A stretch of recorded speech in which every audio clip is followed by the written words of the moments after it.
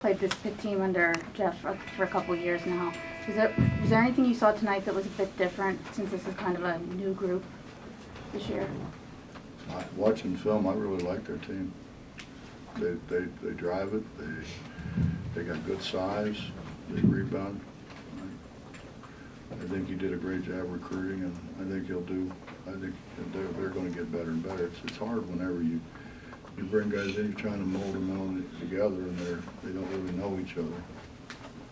These guys are great. They were around all summer, so they got to know each other, and know what guys are good at and what they're not good at, and especially get these guys that have the ball so much.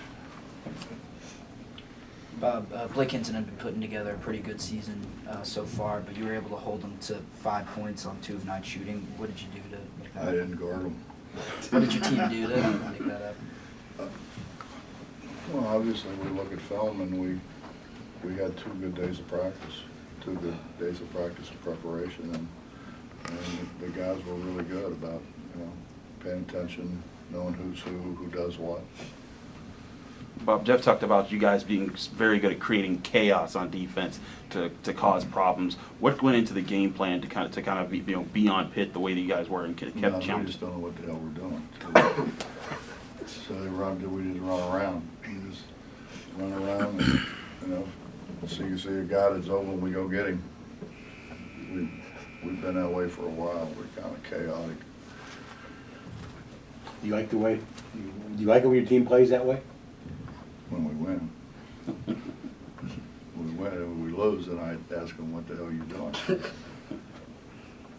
For Erik and Joe, Coach Huggins said he didn't tell you anything about the history of this rivalry.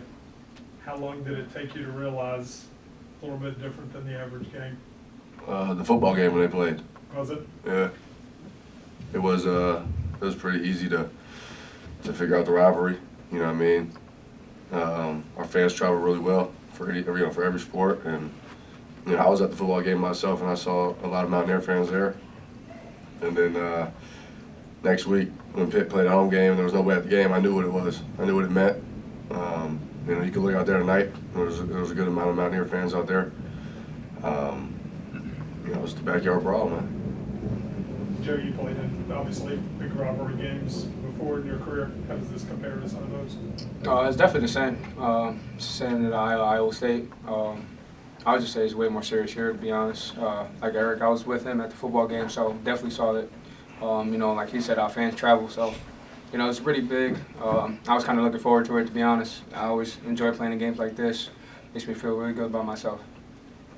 Bob, I know it's early, but what have 2 games revealed about Trey Mitchell, just in terms of how he's fitting into the equation with you guys and how you can best utilize him night in and night out? He's a little rusty. I think that's not what you're going to see later on. He's getting better and better. They couldn't do anything for what was it, a couple months, right? 3 months, 3 or 4 months. I mean, he had some pretty extensive surgery. So that's not Trey Mitchell out there right now. That's not the one you're going to see later on. Coach, what worked well for you guys in the paint? 36 points in the paint. How were you guys able to get your shots inside that you guys wanted? Well, how many did we miss? Good question. We missed a bunch. We spend time on it. We work on it. We work on it with the bigs. We work on rebounding. Our guards are athletic, so they can go make plays around the rim. You try to get guys to do what they're good at doing and stay away from the things they can't. In your view, how much did Hughley not playing affect the game tonight? He's a really good player. He's a really good player. You'd have to ask Jeff that, but he's. I've known a kid since he's a freshman in high school. He was a good player on the varsity team at Brush when he was a freshman. So I think he brings a lot, but that's really not for me. 42 off the 42 points off the bench for your team. What does that say about your depth leading into the rest of your season? Well, I think one, it says we did a pretty good job in the portal. I think our last year's freshmen are now a lot more seasoned and obviously know what we want done. We've got a couple freshmen that sooner or later are going to start to see some time. I think our depth is really good. Coach, in that vein, Mohamed Wagi didn't miss a shot, only played 13 minutes. What kind of player did you get from him when you're going there? Well, we liked him the first time we saw him. You know, he's so agile. He's getting better and better as everybody does. You know, these two guys here work at their game, and I think it rubs off. I think our upperclassmen guys, when those young guys come in, they see how hard they work. I think that spearheads them into putting more time in. It's all about putting time in. I mean, it's the great players didn't get great just sitting on their ass. You know, they get out and work at it, put time in. Coach, sort of along that line, like last year, you went through an entire year trying to build up something down low in the paint. It became a source of frustration. You look at what Mo's done, obviously what Bell's given you, and obviously James has had some flashes. Are you seeing like maybe the beginning stages of getting a lot more from, you know, those players than you know, a lot different from last year? Yeah, I think we can get a lot more from them, but I think, you know, what you have to keep remembering is then we're going to have Trey. Right. So we're going to have four guys. And Trey's the most versatile of the four. Joe, you seem comfortable out there. What worked for you offensively? To be honest, I'm just a very confident person. Like Coach said, me and Erik working on games basically every single day. So, I mean, I go in there every game thinking, you know, I'm ready. That's all it is, to be honest, just being in the gym. Joe, if you could talk about that sequence in the second half, the end one with contact, and then a few sequences later you made that three in the corner, and that kind of really separated things in the second half, got you guys pretty fired up on the sidelines. So talk about just how huge that was, maybe not just for your individual performance, but for the team itself. Yeah, I mean, my whole thing was just get some stops. I mean, I just wanted to be destructive, you know, to the team, to the other team. I was just telling everybody we need 3 in a row. You know, we need 3 stops in a row. We need 3 stops in a row. Like, I care less about offense, you know. I was just taking what the defense was giving me, and that was that. What I wanted to get it done on the defensive end.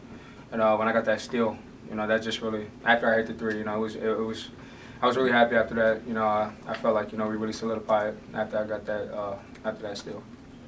Erik, you've kind of talked a little bit about the schedule a little bit this year. Obviously, you know what's coming up down the road. So to have a game like this early in the season, a little bit of atmosphere, a little yelling, screaming, how big can this be for what you guys have, you know, coming up later?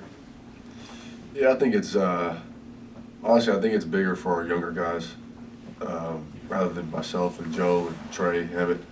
You know, because we got 4 or 5, maybe 6 guys on the team who've played in some big time atmospheres a lot.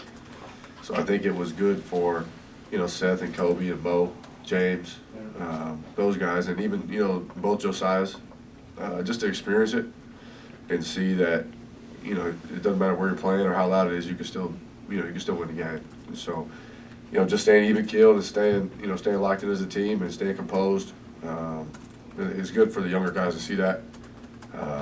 You know, it's pretty much another day in the office for the old guys. Joe, you were with Keedy a lot on the floor tonight. Just kind of, what do you think that did for you guys defensively, and then do you think that kind of helped you guys get more in a rhythm and in transition on offense? Yeah, 100%. I actually enjoy playing with Keedy.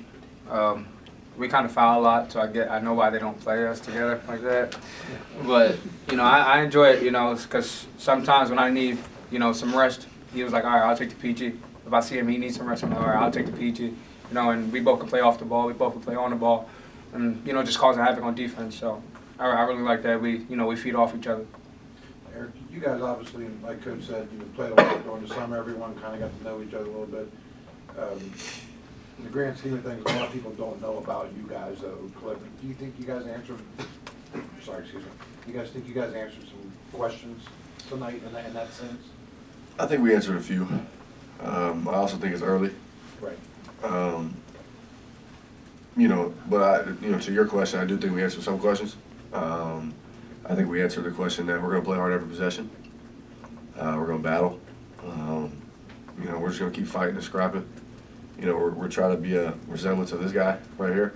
You know what I mean? And so it's just it's good to get this win, man. And it's good to, like you said, answer some questions. You know, but more so for ourselves, to prove to ourselves we can do something. You know, do something really special. And this is just one step in the road.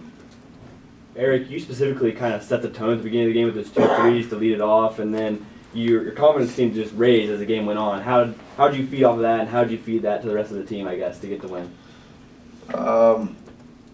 Honestly, man, I don't think it had anything to do with the game. You know, November 11th is a special day for me, Veterans Day.